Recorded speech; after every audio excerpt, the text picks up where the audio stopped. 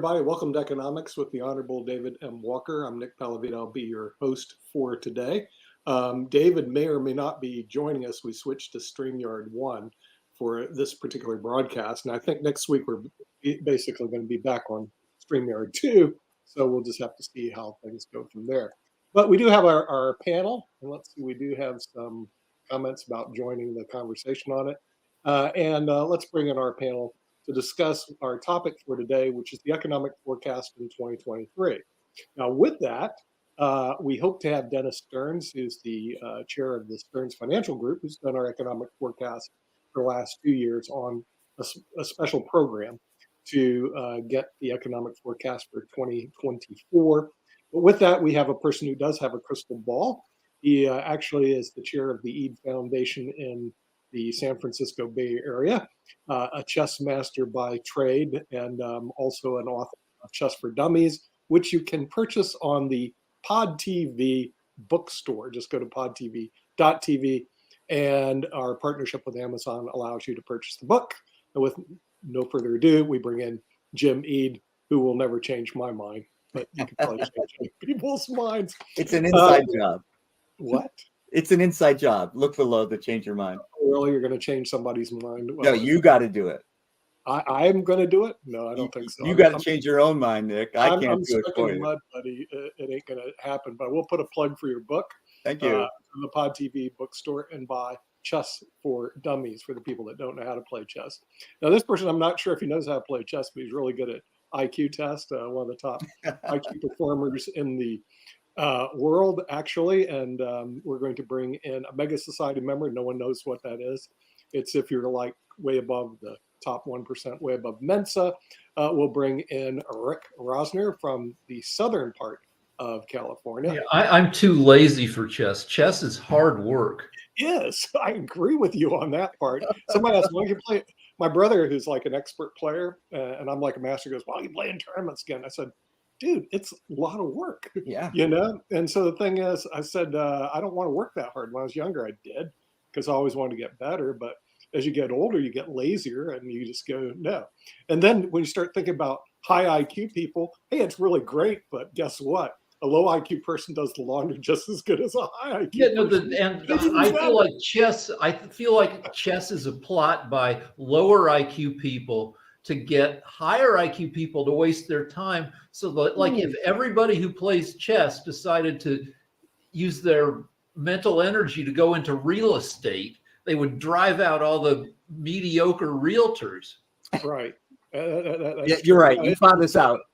It's a lot of work. And with this, we're going to bring somebody who also believes in hard work, a person who is one of the founders of the Pod TV network, none other than Kim Calhoun.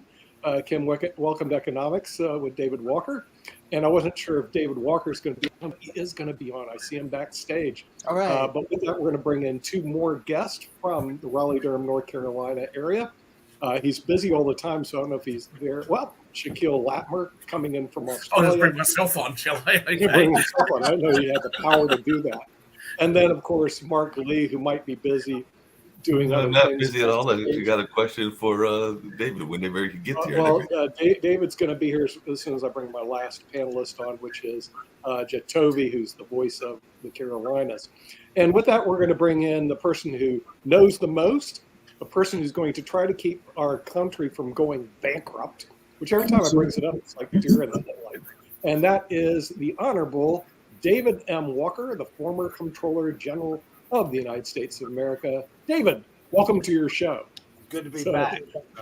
Yeah, well, we're going to be discussing economic forecast in 2023. I'm hoping to get Dennis Stearns on a future one. We were supposed to have a guest on this one, but I don't know. He's a professor, and so I don't know if he was able to make it. I don't think he's going to be able to make it today. You know how professors are; they're busy. But we're going to look at the economic forecast for 2024. We have an election year coming up. We have a country that has $34 trillion in debt. Bring that other thing back up, please. That looks fantastic. Oh, that comment? Oh, Shaq, I love you. Hi, Travis. Wait. Shaq, this is not a dating site. So please, Come on now. Right. We're trying to discuss serious business here. It's have Travis. a It's one of his $34 various billion business partners. Well, I do have to say I've actually fallen substantially out of love with David M. Walker. Normally, I would say I really like David M. Walker, but I've changed my mind about this because he is trying to save the US from bankruptcy, and I have a lot of bankruptcy lawyers. And we can pick over the carcasses and get some great assets. So I actually think it'd be good for the US to go bankrupt. Let our law firm take over. Let us pick over the carcasses. It'd be very profitable. So David, can I lobby you? Can I get you to change your mind and to help the US go bankrupt so the rest of us can pick over the They're carcasses? looking forward not to pay their debts in the next couple of weeks. But anyway, I hate to disappoint you, Shaquille, but we're not going to go bankrupt, but we're going to have to make major changes and hopefully sooner rather than later. But That's a restructuring. Okay. Well, maybe I can accept that if we could be involved. yeah. David, speaking of which, and I said I was going to bring it up, I didn't get to it on the news show, World Edition, everything, but there is a major airline that is in trouble because they had some issues with the way that they were constructed and everything. So I was just wondering, as a person that is in the Comptroller General space and has done the work in this industry, should we be regulating people like Boeing and folks like that? Because apparently there are some people that are like, I'm not flying a certain type of Boeing plane because of the issues that they have had and all along those lines. So I just wondering your thoughts around regulating particularly major industries like the train and the plane industry, because I did see that Boeing is in some hot water because of some things that were going on the way that their planes were constructed. Well, they're already regulated. The question is whether or not the regulation is effective or not. In many cases, you have self-certifications for things. And that particular company who manufactured the plane involved, I think, is having a big stock hit today. And it's my understanding there's only a couple of airlines that purchased that aircraft. I think it was United Airlines and Alaska Airlines, and they've been grounded temporarily in order to see what's going on. And keep in mind, it's a 737, but there are lots of versions of the 737, and there's only one version that's affected. I mean, for example, Southwest Airlines, I've got a good friend who's a pilot with Southwest. That's all they fly is 737s, but they don't fly the particular version that is subject to additional safety inspection right now. Look, let's talk a little bit about some issues. And, we had over 5% GDP growth in the third quarter of 2023. We don't know what the GDP number will be for the fourth quarter of 2023. But let's face it, I mean, a little over 5% GDP growth in real terms is impressive. There's no question about it. However, you also have to look at what was fueling that. And to a great extent, that was fueled by several things. One, it was fueled by pent-up demand for consumption post-COVID, where people wanted to start taking vacations and doing things that they hadn't done for a while. Secondly, it was fueled by a significant increase in household debt. A lot of these things that people did, they put it on the credit card.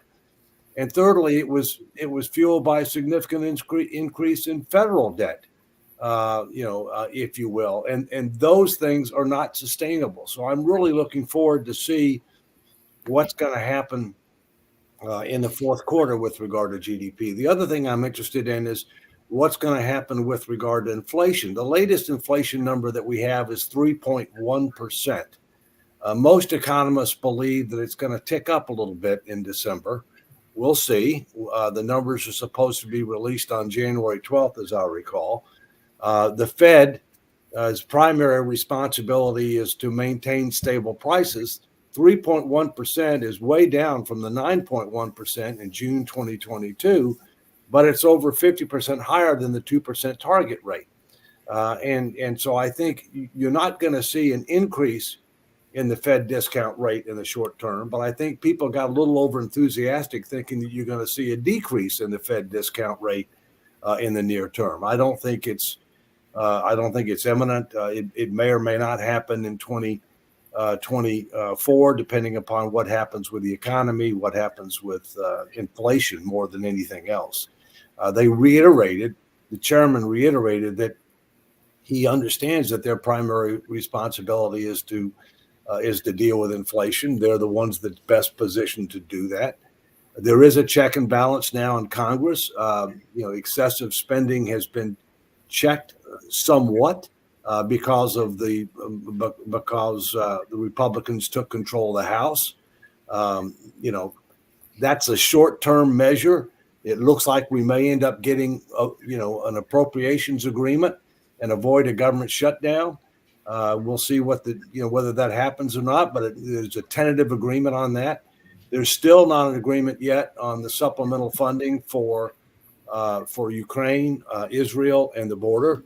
The Republicans are understandingly drawing a red line, which we'll see if they stick with it or not, saying that you got to deal with the border in a meaningful way for national security, for public health, for domestic tranquility, and other purposes. You've got to deal with it. So we'll see what happens there.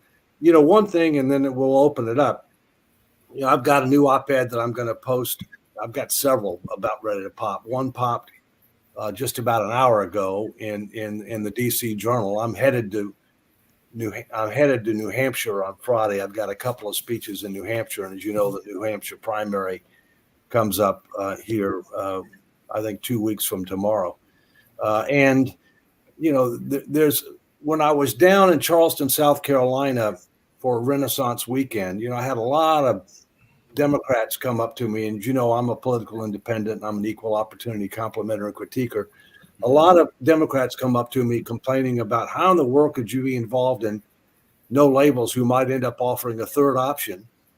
And I said, well, the reason is very simple. I said, 69% of voters don't want Biden and 62% of voters don't want Trump. And if the parties gave us better choices, you wouldn't have to worry about us.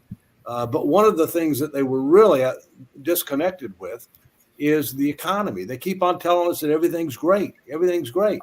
You're just not looking at the right stats. Well, let me just give you a few things off the top of my head, okay? Economic growth we've just talked about, okay? Most people believe it's going to moderate significantly. Inflation, yes, inflation is down from the peak of 9.1%, but it's still going up. And when you look at what's happened to inflation between January 2021, which is when Biden was sworn in, inflation's gone up about 20% in that period of time. And if you look at certain segments of the economy, such as food and energy, they've gone up even more. For example, gas prices have gone up 36% during that same period of time. And so, yes, inflation is coming down, but the accumulated inflation that's taken place is significant and is really hurting, especially the middle class.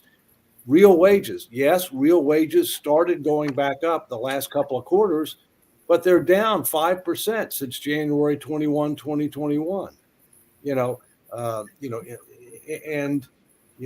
When you look at, a variety of other factors, it's not just a matter of where it is now versus where it's been. It's a matter of where it is now versus where it was and what's likely to happen. I'll give you one more off the top of my head. The S&P 500. The S&P 500 is up somewhat over 20% since January 21, 2021. But net of inflation, it's only up 3%. Whereas under Trump, and as you know, I'm not a Trump fan, okay, the S&P was up over 50%. And total inflation during the 4 years that he was in office was 9%. And so you have to understand where you are, where you've been, where you're headed, and how you compare. And that's where the disconnect is. Americans recognize where are they now versus where they were. And that's why you have a significant majority of Americans that rightly or wrongly say, I'm not better off now than I was January 21, 2021. And we'll see what happens over the next year. But those are just a few thoughts. Okay. Just really quickly, and then I saw that Rick had his hand up as well. But I did see that there was an economist, and like I said, I don't know the economy, the economist the way that y'all know him and everything, but he is a world economist that is saying that we are moving into a super cycle thanks to the artificial intelligence and decarbonization. And that was Peter Oppenheimer, who is apparently a head of macro research there with Goldman Sachs in Europe and everything. But I was just wondering your thoughts about this notion of the world economy and whether we are actually heading toward a super cycle, because he's thinking that those two issues could push us to this great economy boom that will be taking place. And they're saying that the last one we had was in the 70s, the early 70s through the 80s and everything. But is this something that is real? And he did bring up something that I brought up earlier, which is this notion of deregulation and privatization as well. So are we really heading toward a super cycle is my question for you, Dave. Well, first, you're not getting deregulation under this administration. That's not the case. All right. Secondly, I do think AI has great potential. There's absolutely no question about that. And so I think there's a lot of upside, and that can end up helping to push much more dramatic economic growth, much greater increases in productivity. But it's also likely to result in a lot of lost jobs too, especially things that are routine and redundant, if you will. And that's not just with regard to blue collar, that's with regard to white collar as well. So, so there are pros and cons there. On the environmental side, look, climate change is real and man contributes to that. There's no question about it. But a lot of the things that this administration is trying to do are totally unrealistic with regard to what they want to do within the time frame that they want to do it. And I think that we need to have a more realistic and balanced approach in how we're moving away from historical fossil fuels to more alternative energy. And you also have to recognize that people have to want to buy it. There are lots of problems right now with regard to the fact that you have a lot of manufacturers that can't sell their EV vehicles, even with the significant tax credits that people are getting for purchasing them. So, it's a mixed bag is the bottom line. Okay. So, one way to control inflation is for the lazy media to do their job and shine a spotlight on price gouging by corporations. Half of inflation is due to corporations sneaking in price gouging, record profits for oil companies, record profits for supermarkets, and they can go ahead and do it, but people should be aware of it. And speaking of people being aware of financial stuff, I was thrilled outside a grocery store to sign a petition that to get on the ballot that in the state of California, to graduate high school, you need a semester of financial literacy. That would be freaking great. I agree with you, Rick. And there's, as you've heard me say many times, I think that you ought to be required to pass a course in financial literacy and another course in civic responsibility before you graduate from high school. Only 14 states require a course in financial literacy. Mine is one of them, the Commonwealth of Virginia. And I'm pleased to hear that California is trying to come on board too. I think it was Jim. Okay, I think, Shaq, you had your hand up first, but I'd like to speak after you. Well, okay.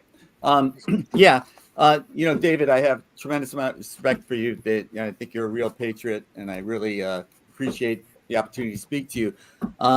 But I think you had talking about Biden and inflation and Trump and inflation.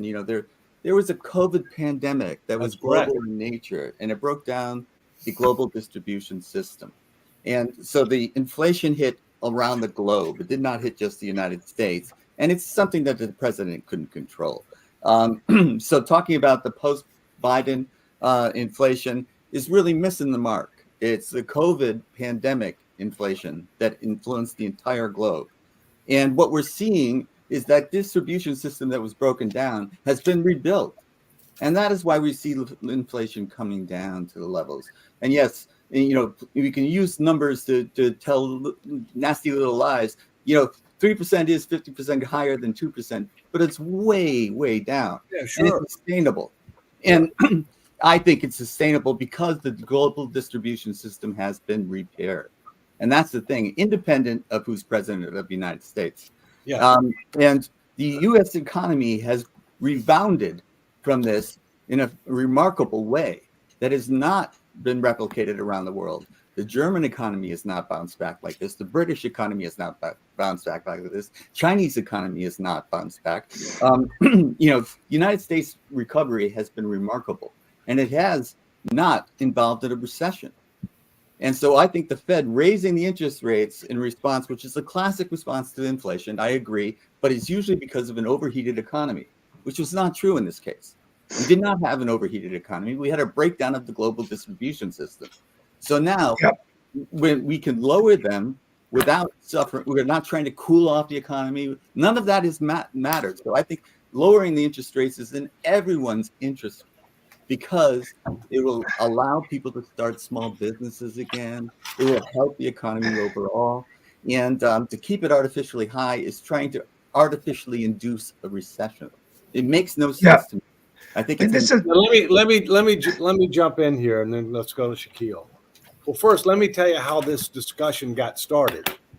It got started because of unemployment statistics and people asserting that Biden has done the best job of any president in modern history in creating jobs. All right. James, I agree with you that COVID was the number one factor. I agree with you. And my comeback to them when they started with that was, have you ever heard of something called COVID? Because the fact of the matter is that most of the jobs that have been created since January 2021 are recovery of jobs that existed prior to COVID, not new jobs. And when you adjust for the recovery of jobs that existed past COVID, you go from 410,000 jobs being created a month to 100,000. Well, that's still good. I mean, 100,000 new jobs is better, but people try to end up distorting what reality. The other thing that happened, I agree with you with the supply chain. I agree we have recovered quicker than others. Totally agree with that. But the other thing that happened is we spent way too much money. We've wasted at least $1 trillion in what was spent, during all that we did with regard to COVID. At least $1 trillion. And the Congress was also following the so-called modern monetary theory that it doesn't matter whether or not you run deficits or debt, as long as you can borrow in your own reserve currency, unless and until you have excess inflation. Well, that was one factor that helped contribute to excess inflation. But you're right, the supply chain was another. I totally agree with that, right? So my only point is, let's be honest, okay? We have to look at where we are, where we've been, where we headed. And a good point that you mentioned, which I talk about all the time, is how do we compare with others? If you don't really know all of those things, you don't know how you're doing. However, let's footnote it with this and then go to Shaquille. We're more sophisticated than most people on these issues. Okay, there are other people more sophisticated than us, but we are clearly above average on these issues. The American people are not. And when the American people are looking at these issues, they're looking at it basically the way that Reagan did in his reelection. Okay, or as he did when he first got elected, I guess, too. Are you better off today than you were 4 years ago? And no matter what statistics we put out there, the American people will make a judgment on that based on their gut, no matter what the statistics are. And I think that's a reality, rightly or wrongly. I agree with that. Yeah. Okay. Shaquille. Well, I'll address a couple of things. I'll just start with this.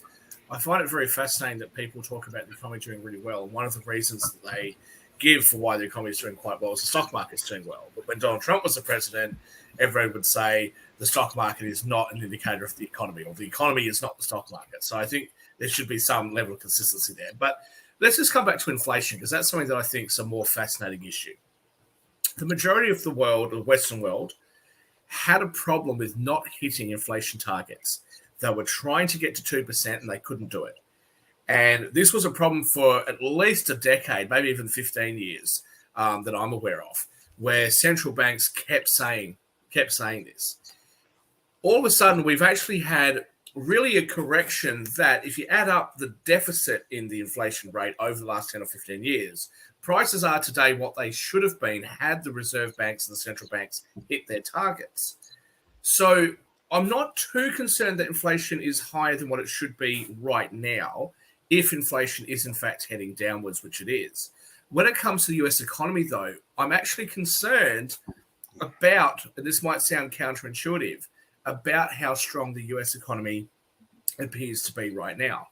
When you're investing in a market, especially if you look at macroeconomic investments, you look at what's going to grow more relative to something else.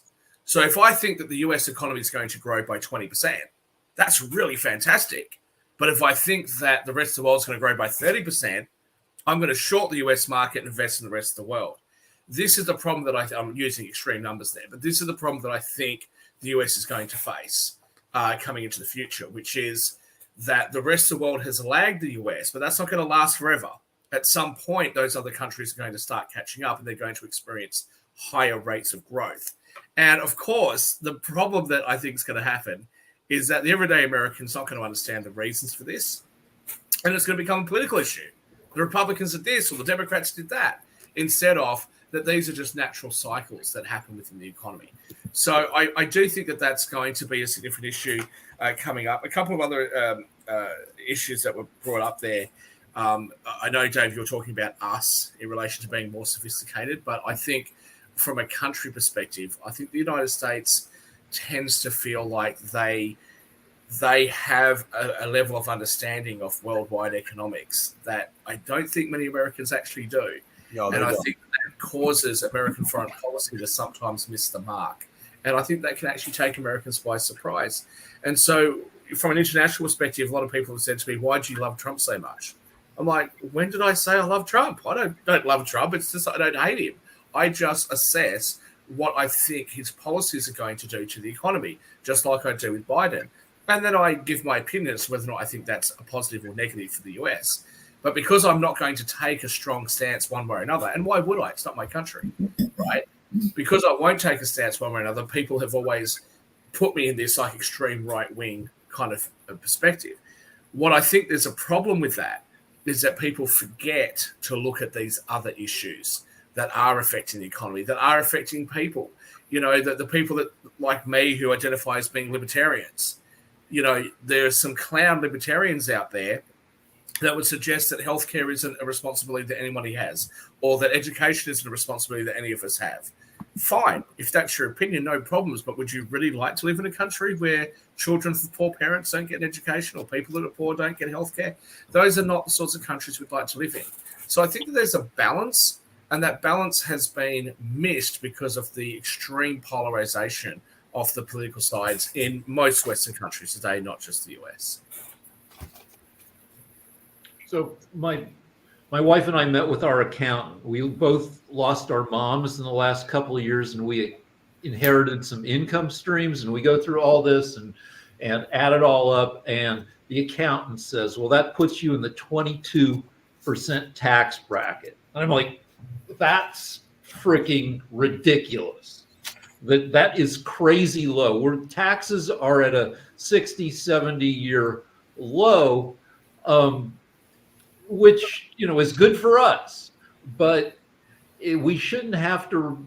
That means we can't afford to pay for a lot of stuff, and we shouldn't have to rely on the Congress being full of a bunch of yahoos who can't get anything done to hold down spending. I mean, that's what's happening, that nothing gets passed. And so less gets spent, but that's eventually going to be a disastrous way to run the country. Well, Rick, Yeah, but modern monetary theory is even worse, is it not, Rick? Rick, Where the government just spends whatever the hell they want and has the Fed buy up the debt of the Treasury, and this just gets into a vicious cycle. Which Right, was but we need some discussed in non-yahoos to get on and figure out how these Either or. well, that's largely what happened during COVID. Largely what happened during COVID is the government spent a huge amount of money, over $6 trillion dealing with COVID. And most of that was financed by the Federal Reserve. So we basically were self-dealing in our own debt rather than paying market interest rates. that and several other things that we've talked about, supply chain disruption, et cetera, resulted in excess inflation. And so we are where we are, but we've got to recognize that in order to put our finances in order, we're going to have to adopt pro-growth policies, but you can't grow your way out. The math doesn't come close to working. Yes, we're going to have to reform social insurance programs to make them solvent, sustainable, secure. We're going to have to reprioritize and reduce projected discretionary spending, including defense.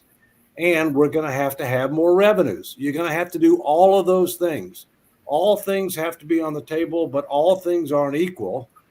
And most Americans, by a significant majority, believe it's probably 2 to 3 to 1 spending constraint to revenues, but you got to have both. And the sooner we do it, the better off we're going to be. And one of my arguments is now we have this tentative agreement on appropriations and spending for fiscal 2024, which we're already into over 3 months, and we still haven't agreed on it yet. Okay. But we need to couple that with this fiscal stability, debt commission, sustainability. I don't give a damn what you call it. We need to couple that agreement with something like that so we can actually start treating the disease. We have fiscal cancer. All right. We need to aggressively treat it. And it's going to take a special mechanism that engages the American people, the facts, the truth, the tough choices, sets the table for an up or down vote. And so I'm hoping that they will come to that recognition, because we cannot continue to do what we're doing and ignore the reality that will result in a not bright future for Americans if we don't. So Jatovi's had his hand up for a while, and I think Kim has too. One thing I think, and Dave, I love having you on here because it's always fun talking to you. One of the things that you have brought up, which, and I will stress in every show, is about honesty. And that's the big theme for me this year. And being honest is one thing that we need to be within the actual workings of the economy. One of the things that we keep doing, and I think Jimmy called it a logical fallacy, but also we cannot keep trying to sell that White House and the white picket fence. And we do that by saying, are you better off now than you were 4 years ago? The problem with that is we forget that COVID was going on at that time and jobs were being lost. People were out of work and, gas prices were low, but that was because nobody could move around. Prices on groceries were low because people couldn't get to the stores to buy. So we do this, where you're better off. No, let's talk about, and honestly, one of the terms that Shaq used, talking about the natural workings of the economy, let's talk about how it would be based on the solutions that are put forth right now. What's going on right now in terms of inflation? We brought up that it's a global issue and not an isolated issue just to the U.S. Inflation across the globe, yes, it's going down, but in the U.S., it's going down further than it has gone through across the globe. So that's my thing about being honest and about the best way to educate our populace on financial literacy, to the economy and how things are being spent. We have to be honest that, yes, I love that you always, and this is one thing, Dave, that I applaud you for every time you say it. We have to raise revenues. That means taxes have to go up. We keep lying to our populace saying that our taxes can't go up. And so when we do the whole, are you better off now than 4 years ago? The first thing that pops up, but one of the things that pops up, taxes were. Well, taxes, we have to raise them if we're actually going to work our way out. It's part of one of the ways that we're going to work our way out of this deficit that we keep putting ourselves into. So I always applaud you when you bring up, yes, we have to raise more revenues. We'll call it revenues, call it whatever. Yes, taxes have to go up. Well, the real question is how much, in what form, and when. All right. But let me not deceive anybody. I mean, the problem is primarily a spending problem, but not exclusively. We are spending well in excess of the post-World War II historical average as a percentage of GDP, and it's going up rapidly. We are taxing somewhat less than the post-World War II historical average as a percentage of GDP.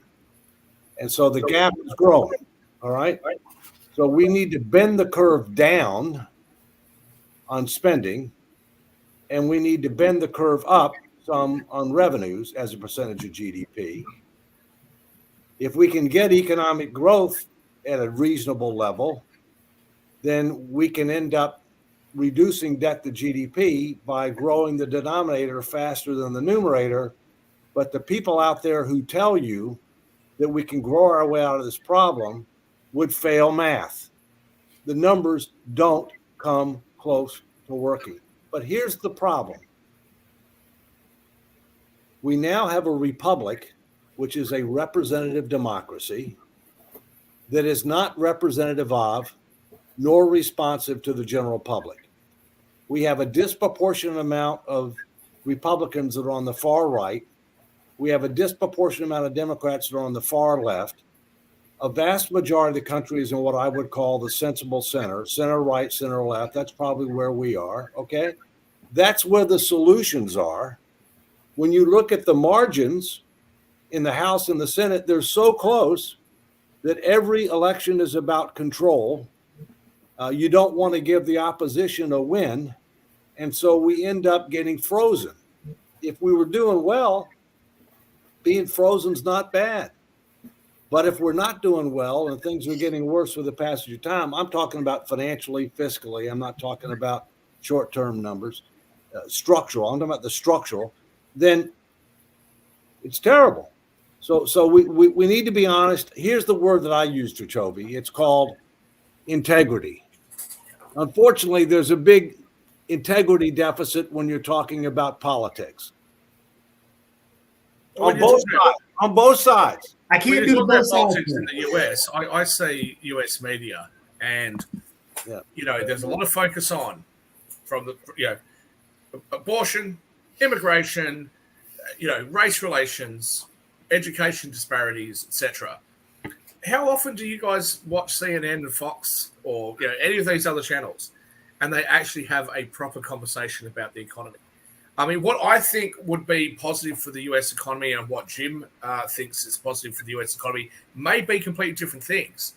But why not have that conversation? Jim was gracious enough to invite me to his show where we talked about healthcare. And I was a little bit concerned because I didn't really think I knew very much about healthcare. But, Jim, I've had 4 government people from 4 different countries contact me to ask me for my opinion on their healthcare systems as a result of that show. They've looked me up on LinkedIn, and I said, look, I was just shooting from the hip, just giving my opinion. I'm not an expert in this field. But this is the thing. People aren't talking anymore. People aren't actually having conversations about what can we do to actually fix the issues. And I think the US is going to have that issue with nobody really being prepared to talk about the economic issues that face the United States and what can it do, which is going to be positive, what may not be so positive, and also some tough decisions. Sometimes you have to put up with a little bit of pain. Think about Japan, for example, that had to go through a very high inflationary and then deflationary period, but they now have one of the world's strongest economies. Think about for those people who, on my side of the political aisle, will say government needs to get out of the way. We shouldn't have central planning. We shouldn't have government, too involved. Otherwise, you'll end up with, socialist Venezuela and not have any toilet paper. That's a great argument, but why not focus on South Korea? South Korea had a government that said, look, we need to do something, and if we don't force local businesses to buy steel, then we can't have a steel industry, etc. So they actually controlled that for a period of time, and now South Korea, earnings per capita, etc., South Korea is doing really well. So that's something that worked for them to build them into a position of strength, and now there's a distinct lack of government control there. Now they let entrepreneurs do their thing. So I think that there's positive and negatives on both sides of the aisle, but people become so siloed into their political position that they're not prepared to acknowledge when their position isn't quite working and look for compromises, look for ways that things will actually work. And unfortunately, I think the US is the leader of the world in many things, and polarization, I think it leads the world by a massive, massive amount. Who's next, Nick? Thank you very much. Jacoby. Jacoby. Oh, just to push back. Didn't you? Yes, we're on an economic show, but there are other things that are, as you said, issues. It's plural. Economics is just one issue. The issue around women's rights is another issue. The issue around equity and inclusion, diversity, equity, and inclusion. That's another issue. There are a plentiful things that we need to work on, and that's the sad thing about this the 118th Congress, which hasn't passed really anything. It's been, it's pushed out the least amount of laws, the least amount of. I think they've only done 29 laws. But that Jacoby, that's part of the gridlock, okay? Because yes, and I completely agree with that's part of the gridlock and that's part of the problem. yeah, But look if at we can get out and if we can begin to negotiate and get out of that right now, I agree with Shat and I agree with you in terms of that gridlock issue. A lot of that isn't really a two-way. Hey, this side, both sides do it. It's actually more so one side than the other because more so one side is in charge than the other. I gotta get the dogs. They're running wild. I think if your government can't actually pass laws, that's probably a positive thing. Yeah, that we can agree to disagree about that, You have Jack. to understand this. But You have to understand this. Let me finish. sure. Sometimes things will get passed in one house and the other house won't take it up. And let's take an example. The House of Representatives passed a border security and immigration bill as one of the first things they did in early 2023. But the Senate has refused to take it up. So it's fair to say that the 118th Congress, meaning both sides, House and Senate, have largely been ineffective. But that doesn't mean that things haven't happened. The problem is they don't want to work together to get things done. So let's see what happens as part of this appropriations process, because that's a must-pass bill. Right. It was And Jim I Trump. think I'm against this false equivalency because right now a moderate Democrat can get elected. A moderate Republican cannot. The push to the far right is one side only. It's not on both sides equally. When we have people like Marjorie Taylor Greene being appointed to important committees, something is wrong. We have to have people. I grew up in New England. The Republicans and Democrats worked together. There were no crazy Republicans that we knew of. In Massachusetts, we elected Republican governors, even though there was a Democratic-controlled House and what the Assembly. And what we can say right now is this gridlock is primarily due to the MAGA hat wearers and the voting in people who are Trump supporters. And once they start losing enough elections, we'll get sane Republicans elected again. If we can get moderate Republicans again, this gridlock will end. Just a moment, Dave. The people that used to work across the aisle, like Joe Biden, for example, were prominent. They were common. And we've lost that ability now, and we've lost it because of the MAGA hat wearers. Thank you. All right. First, let me say that I'm not a Trump fan, and by no means am I MAGA. All right. And you're right in your first statement that there aren't, that the MAGA element wing of the Republican Party is part of the problem. That's why I'm saying it's far right. But don't kid yourself. The far left is in charge of the Democratic Party right now. We can agree to disagree on that. Hold on. He's the moderate. Biden's the moderate. I'm an honorary. That's not moderate. The far left is not a moderate. No, Biden's not far left. Hold on. Let me finish. I'm an honorary Blue Dog Democrat, which is moderate Democrats. I'm an honorary Main Street Republican, which is moderate Republicans. Those two are much smaller than they've ever been. Okay? Much smaller than they've ever been. The numbers speak loudly.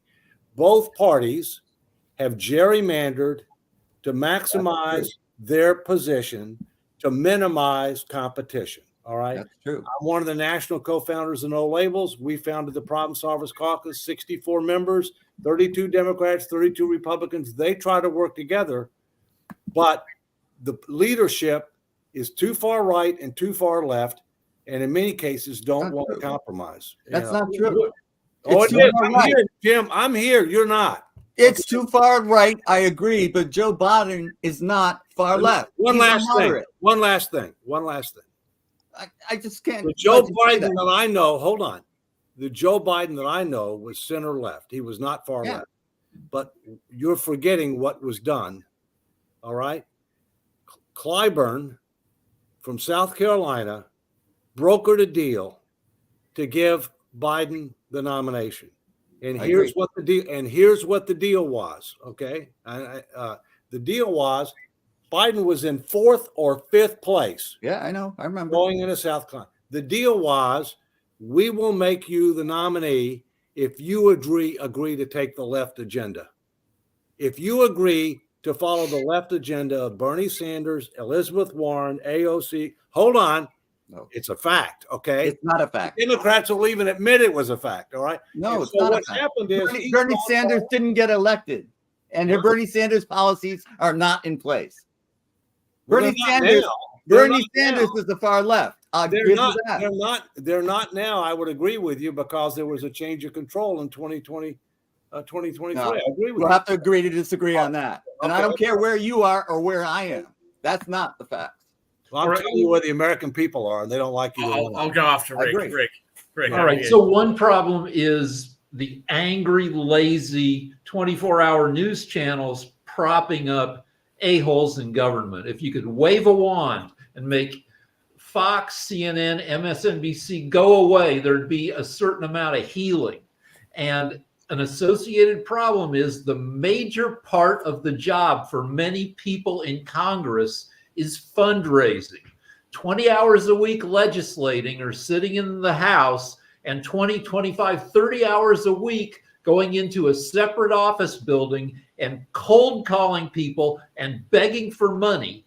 And a lot of the people who are okay with that aspect of the job are kind of a-holes who suck at a lot of at actually getting things done. Well, that's why you need campaign finance reform, but that's going to take a constitutional amendment. And we need it.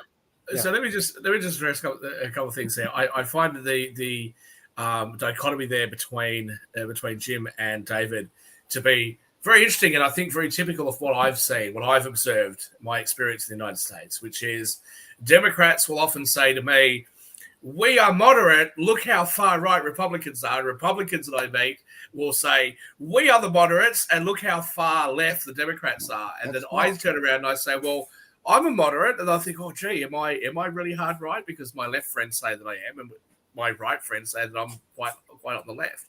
I think this is the real issue here, is that if you actually set aside the labels of everything and you actually look at what we call the extremes on both sides are saying, on the progressive left, you have a lot of people that are saying this is bullshit. We can't afford to pay our bills. We can't afford to get healthcare. We can't afford groceries. We can't afford to rent a house. Our children have to live with us until they're 30, or now I think the age has gone up to 35. The kids aren't moving out of their parents' homes until they're 35 because they can't afford a house. This is terrible. Why is wealth distributed this way? We need to do something about it. And they get called hard left-wing socialists, progressives, etc. On the right, you have people that are being labelled MAGA extremists. But when you actually sit down and talk to a lot of the people that, would fall into that category, a lot of them don't have particularly extreme views in my experience. A lot of them are saying, look, we're struggling over here. We're trying to work, and we have all these issues. We have all the, governments is working against us, and now they want us to use these special pronouns and do all this other stuff, and I can't keep up with it. All I want to do is, I'm a mechanic. I want to work in the car factory. I want to, be a welder or do whatever it is that they're doing. And I think that that's where the big disconnect is. There's a massive disconnect between people that have a bit of an education, understand how government works, and the working class that aren't living in that world, that aren't actually focused on race, sexuality, gender, all that sort of stuff. They're just trying to live their lives. And I think that there's people on both sides of this aisle that feel very attacked. And when somebody with charisma and a big personality appeals to that group, there's a big part of that group then that gets together and then becomes labeled as progressive leftists or MAGA Republicans. And the big question for the United States is, what's going to happen in 2028? Whether Trump wins or doesn't win the next election, he's unlikely, I would hope anyway, he'd be unlikely to contest the 2028 election if he loses, and if he wins, of course, he can't contest that election. What does the future look like for both Republicans and Democrats? It should be positive because you should have some young blood on both sides. But what are the arguments going to be? What are the issues that they're going to be standing for? And as you've talked about, David M. Walker, we have this, or you guys have this massive issue with your Medicare trust funds running out of money, your Social Security trust funds running out of money. And this is coming live in the next 1, 2, 3 election cycles. So who's actually going to be up there and who's going to have proper conversations and articulate a proper plan forward? That's why you have to have two things. You have to have this commission that I've been advocating for, which has a major responsibility for citizen education engagement, the facts, the truth, the tough choices, where we are, where we've been, where we're headed, how do we compare to others. Everything is on the table, but not everything is equal.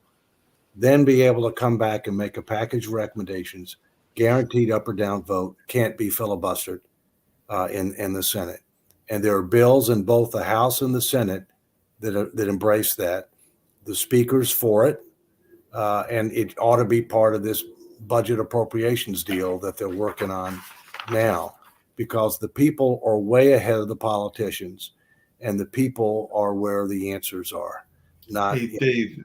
Yeah. Dave, I just want to push back on something you said earlier, and actually, I have, like many people on this panel, a great deal of respect for you and all along those lines. But there is, you mentioned the brokering deal and the brokering deal that came from South Carolina. I've heard that brokering deal conversation before and everything. But ironically, and this is actually what Shaquille may find interesting as well, there is a number of people that have actually pushed back against Representative Clyburn because they felt that they was a part of the deal that they did not get. Because there are a number of people that are in the quote unquote, and I did use it in the air quotes for a reason, a reparations movement, that are upset because they feel that Clyburn was supposed to actually push for reparations and all along those lines. And that's actually the left that is actually pushing against Clyburn and not the right, because they are feeling that he is not doing what he was supposed to have done according to what they felt was a brokered deal, similar to what you were talking about and everything. So Yeah, it'll that's be interesting to see how it plays out, because there are a number of left that are quite upset at him.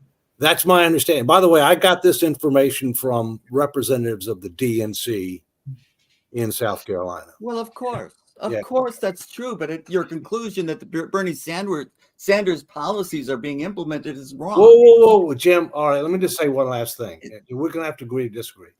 I'm talking about in 2021 and 2022. I'm not talking about now. I totally agree with you now. They're not being implemented now because they can't be implemented now, because you now have a divided House. And let me reinforce, I'm an independent. I'm center right. I'm fiscal conservative, social moderate. I think the country's in the middle. Our elected representatives are not, or at least not enough of them. Okay. Yeah, and this is where we disagree. I still say a moderate Democrat can get elected, a moderate Republican cannot. This is what's got to be fixed, and I think it's going to take a couple. Well, there are moderate Republicans now because they're in the Problem Solvers Caucus. Okay, I mean Brian Fitzpatrick, who's a moderate Republican, former FBI agent, co-chairman of the Problem Solvers Caucus, represents suburban Philadelphia, which is a swing district. Okay, there are exceptions. Okay. I'm not saying that Okay. it's 100%. Come on, No, we have to be real here. Nothing's 100%. But the fact of the matter is that the primary people are getting primaried if they're moderate. Yeah, that's right. Yeah. So, this is what's got to change. On both sides. Yeah. Well, yeah, You that's need both this- sides you of need- equivalency is what I'm objecting to. It's not the same on both sides. If you are a moderate Democrat, you don't get primaried by someone further to the left and lose. You do on the Republican side. When that changes, we'll have moderates on the right and left again that work across the aisle again. We This just has got we to don't change agree. on the Republican side. Put it of out, the House. Jim. We don't agree. Okay, we do not Jim, agree. AOC threatened to primary moderate Democrats. Many of the squad members have threatened to primary moderate Democrats. But they don't win. Yeah, but All we right, should let's reserve get on these the comments economics. for We're not supposed to be politics. talking about this. Yeah. Well, this is the economic show. We Yeah. can reserve this for Yeah. world politics, Yeah. which is on Tuesday and Thursday live at the Yeah. network. Coming up on the on economics, we're going to be bringing in Dennis Stearns, who is a multi-billion-dollar money manager, to go over the economic forecast. We also have on deck the president of the National Center for Financial Education, and he's going to be on our future shows probably this month. And then we also have a professor at University of Maryland, a professor of economics. So they're all going to be showing up on this network in the going future. In the meantime, we want to stick with the economy because politics is a big conversation, and we'll bring in Rick Rossner. Rick. All right. So we talk about how AI is going to kick our asses, but what nobody is honest about is that technology has already been kicking our asses. We have a ton of jobs. Unemployment is super low, but the jobs are sucky. The jobs technology has helped strip out the economic benefits of a lot of jobs. Take a look at being an Uber driver. That's a fake job. That's a job where if you factor in all the costs, you might not even be making minimum wage. And jobs like that have been made possible by disruptive technologies, and all the profits from this disruption go to the frickin' tech oligarchs. Mm-hmm. Yeah, basically a winner-take-all economy, which seems to be heading. I think Jatovia is up now. He's driving Uber right now to make a living. You live in the dream. So, tell us how we're going in Uber, Jatovia. Well, honestly, Jim, just to point out, Rick is correct on the AI and the way the AI is going to change a lot. And that's another thing we have to be honest about. They're already dealing with self-driving cars. Yeah, it has a problem right now. However, once that gets nailed down, bye-bye Uber driver. That's what the future looks like. There's a lot of stuff that's going to lean heavily on AI, computations, data.